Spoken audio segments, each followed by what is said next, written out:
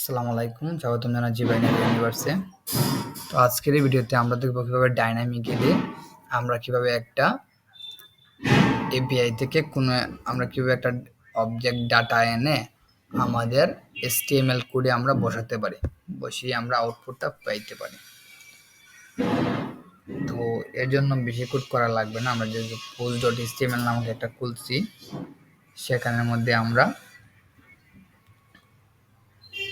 কি দিচ্ছি, শুধু এই যে এখানে হেডার দিছি ওয়েলকাম টু মাই পেজ, আর মেনের মধ্যে জাস্ট একটা সেকশন দিছি, আর আইডি দিছি একটা পোস্ট কন্টেনার, আর স্ক্রিপ্ট ফাইলের মধ্যে এই যে post.js নামে একটা জিএস ফাইল খুলছি, সেটা কানেক্ট করে দিছি।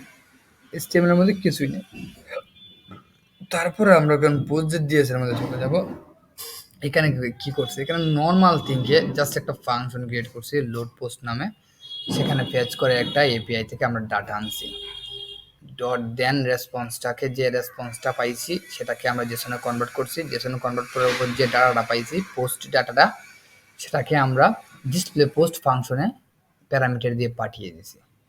এই যে এখন ডিসপ্লে পোস্ট ফাংশনের প্যারামিটার দ্বারা ডাটাটা আসছে।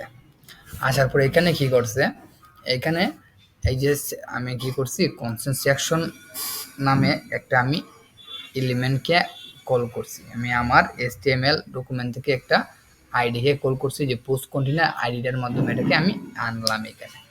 তারপর ওই যে আমার ডিসপ্লে প্যারামিটার যে আমি ডাটাটা পাইছি না, সেটাকে আমি কি করছি, যে for constant post of post বলতে এই যে এর মধ্যে যে ডাটাটা আছে না, এটাকে আমি ভাগ ভাগ করে ফেলছি, যে তোমার ভিতরে যা যা আছে সবকিছু আমাকে ভেঙে ভেঙে দাও। তো এটা সবগুলো ডাটাকে ভাঙার পর কনসোল এই যে পোস্ট আমরা পাইছি।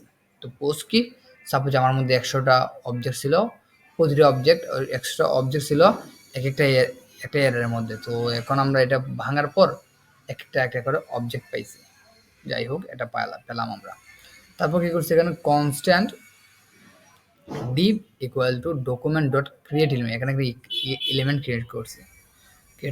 div নামে একটা এলিমেন্ট ক্রিয়েট করছি। তারপর কি করছি, আচ্ছা div ডট ক্লাসে এটা পরে বলতেছি, div ডট ইনার HTML, এই যে ডিভটাকে ক্রিয়েট করছি কি বলছে, ক্রিয়েট চাইল্ড এলিমেন্ট ক্রিয়েট করছি। তারপর কি set the inner text of or inner HTML, আমি এখানে ডট ইনার HTML দিছি। তারপর কি একটা S3 নিয়েছি, যেটা দিয়েছে সিরিয়াল ডাইনামিকভাবে অ্যাড পোস্ট ডট আইডি, এই যে এই পোস্টের যে আইডিটাকে সেটাকে আমি ডাইনামিক্যালি এখানে কল করে দিচ্ছি। তারপর my title add post dot title, যে টাইটেলটা ছিল ডাইনামিক্যালি কল করে দিয়েছি।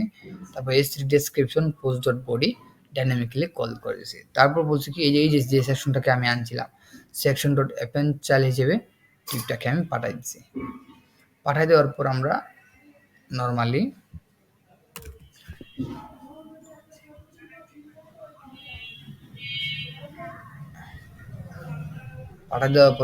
আমি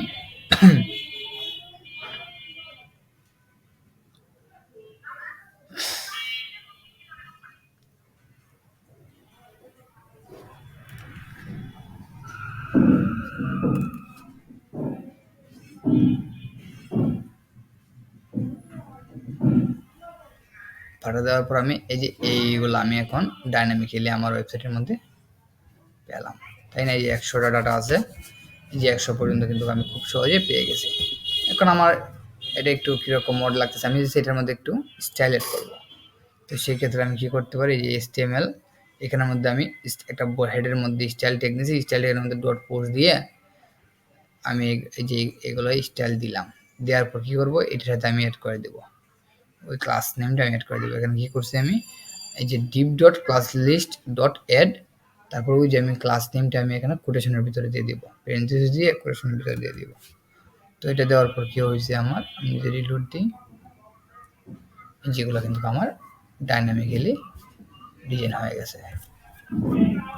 তো আজকের জন্য এই ভিডিও এতটুকুই, দেখা হচ্ছে পরবর্তী ভিডিওতে।